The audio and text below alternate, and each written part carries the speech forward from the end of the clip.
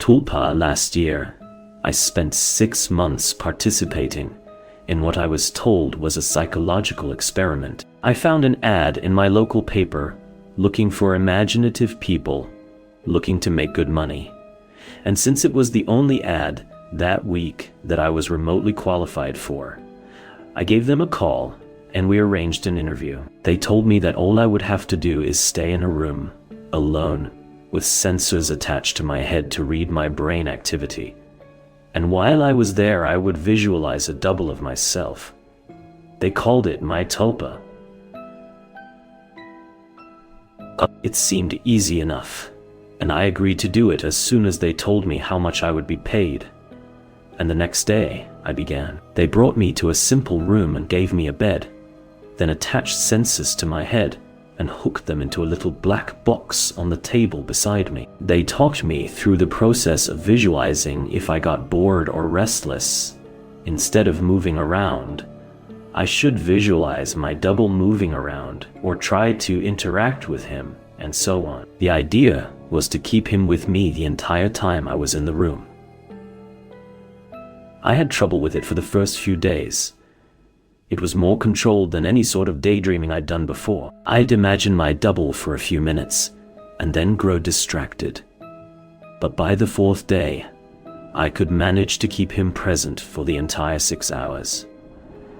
They told me I was doing very well. The second week, they gave me a different room, with wall-mounted speakers. They told me they wanted to see if I could still keep the Tulpa with me in spite of distracting stimuli. The music was discordant, ugly, and unsettling, and it made the process a little more difficult, but I managed nonetheless. The next week, they played even more unsettling music, punctuated with shrieks, feedback loops, what sounded like an old-school modem dialing up, and guttural voices speaking some foreign language. I just laughed it off. I was a pro by then. After about a month, I started to get bored. To liven things up, I started interacting with my doppelganger.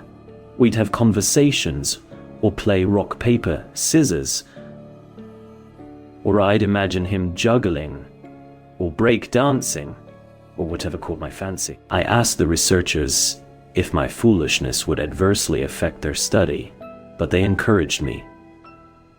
So we played and communicated, and that was fun for a while. And then it got a little strange. I was telling him about my first date one day, and he corrected me.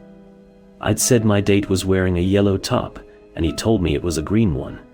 I thought about it for a second, and realized he was right. It creeped me out. And after my shift that day, I talked to the researchers about it. You're using the thought form to access your subconscious, they explained. You knew on some level that you were wrong, and you subconsciously corrected yourself. What had been creepy was suddenly cool. I was talking to my subconscious. It took some practice, but I found that I could question my Tulpa and access all sorts of memories. I could make it quote whole pages of books I'd read once, years before, or things I was taught and immediately forgot in high school. It was awesome. That was around the time I started calling up my double outside of the research center. Not often at first, but I was so used to imagining him by now that it almost seemed odd to not see him. So whenever I was bored, I'd visualize my double. Eventually, I started doing it almost all the time. It was amusing to take him along like an invisible friend. I imagined him when I was hanging out with friends or visiting my mom. I even brought him along on a date once. I didn't need to speak aloud to him, so I was able to carry out conversations with him, and no one was the wiser. I know that sounds strange, but it was fun. Not only was he a walking repository of everything I knew and everything I had forgotten, he also seemed more in touch with me than I did at times. He had an uncanny grasp of the minutiae of body language that I didn't even realize I was picking up on. For example, I'd thought the date I brought him along on was going badly, but he pointed out how she was laughing a little too hard at my jokes and leaning towards me as I spoke, and a bunch of other subtle clues I wasn't consciously picking up on. I listened, and let's just say that that date went very well. By the time I'd been at the research center for 4 months, he was with me constantly. The researchers approached me one day after my shift and asked me if I'd stopped visualizing him. I denied it, and they seemed pleased. I silently asked my double if he knew what prompted that, but he just shrugged it off. So did I. I withdrew a little from the world at that point. I was having trouble relating to people. It seemed to me that they were so confused and unsure of themselves, while I had a manifestation of myself to confer with. It made socializing awkward. Nobody else seemed aware of the reasons behind their actions, why some things made them mad, and others made them laugh. They didn't know what moved them, but I did, or at least I could ask myself and get an answer. A friend confronted me one evening. He pounded at the door until I answered it, and came in fuming and swearing up a storm. "You haven't answered when I called you in fucking weeks, you dick," he yelled. "What's your fucking problem?" I was about to apologize to him, and probably would have offered to hit the bars with him that night, but my tulpa grew suddenly furious. "Hit him," it said, and before I knew what I was doing, I had. I heard his nose break. He fell to the floor and came up swinging, and we beat each other up and down my apartment.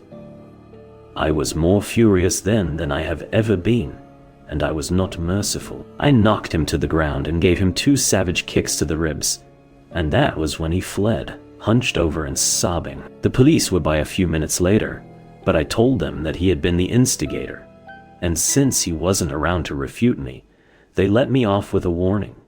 My tulpa was grinning the entire time. We spent the night crowing about my victory and sneering over how badly I'd beaten my friend.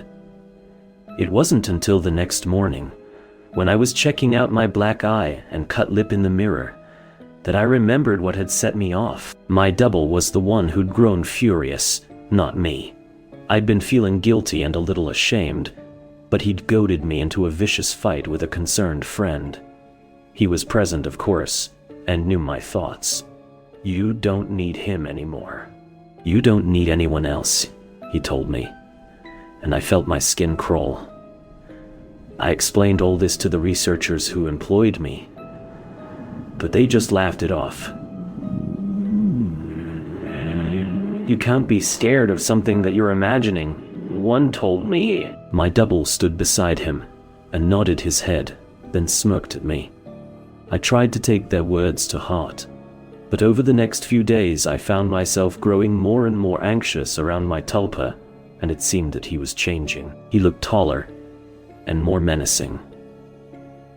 His eyes twinkled with mischief, and I saw malice in his constant smile. No job was worth losing my mind over, I decided.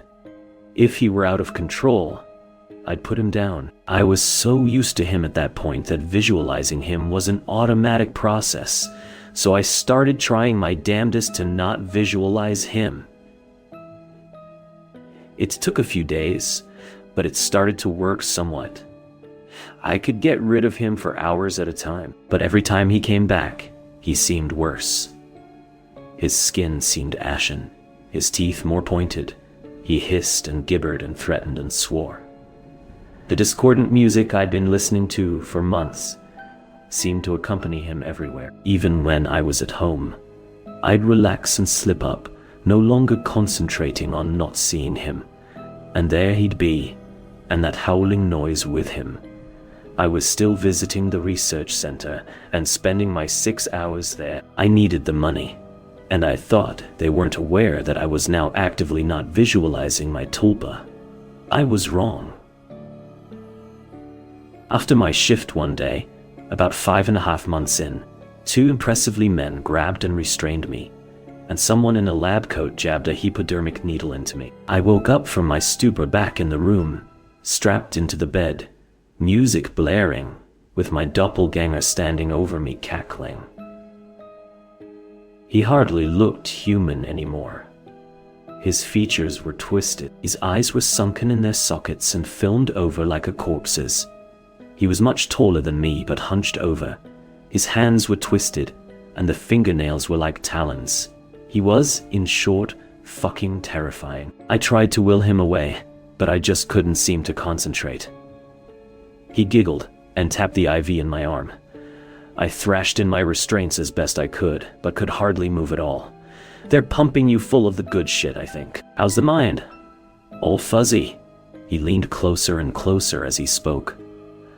I gagged. His breath smelt like spoiled meat. I tried to focus, but couldn't banish him. The next few weeks were terrible. Every so often, someone in a doctor's coat would come in and inject me with something, or force feed me a pill.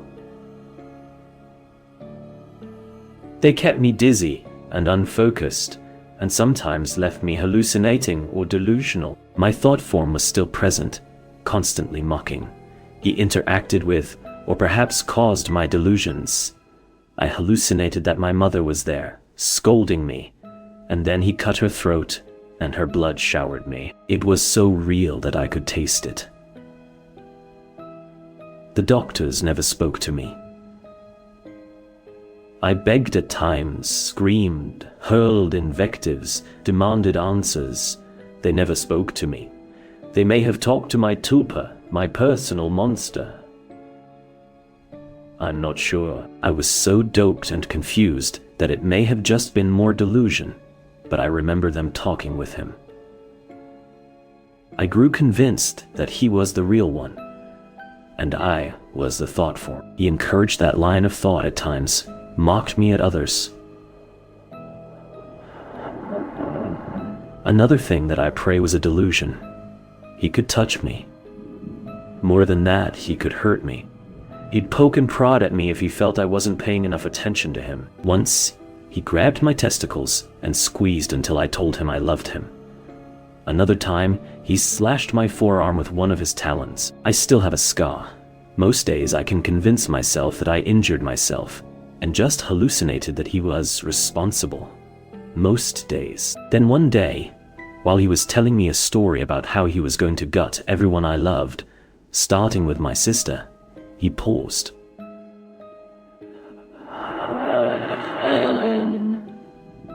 A querulous look crossed his face and reached out and touched my head like my mother used to when I was feverish. He stayed still for a long moment and then smiled. All thoughts are creative, he told me. Then he walked out the door. 3 hours later, I was given an injection and passed out. I awoke unrestrained, shaking. I made my way to the door and found it unlocked. I walked out into the empty hallway and then ran. I stumbled more than once, but I made it down the stairs and out into the lot behind the building. There, I collapsed, weeping like a child. I knew I had to keep moving, but I couldn't manage it. I got home eventually. I don't remember how. I locked the door and shoved a dresser against it, took a long shower, and slept for a day and a half. Nobody came for me in the night. And nobody came the next day, or the one after that. It was over. I'd spent a week locked in that room, but it had felt like a century. I'd withdrawn so much from my life beforehand that nobody had even known I was missing. The police didn't find anything. The research center was empty when they searched it. The paper trail fell apart. The names I'd given them were aliases. Even the money I'd received was apparently untraceable. I recovered as much as one can. I don't leave the house much. And I have panic attacks when I do. I cry a lot. I don't sleep much. And my nightmares are terrible. It's over, I tell myself. I survived. I use the concentration those bastards taught me to convince myself. It works, sometimes. Not today, though. 3 days ago, I got a phone call from my mother. There's been a tragedy. My sister's the latest victim in a spree of killings, the police say. The perpetrator mugs his victims, and then guts them. The funeral was this afternoon. It was As lovely a service as a funeral can be, I suppose. I was a little distracted, though. All I could hear was music coming from somewhere distant, discordant, unsettling stuff that sounds like feedback and shrieking and a modem dialing up. I hear it still, a little louder now.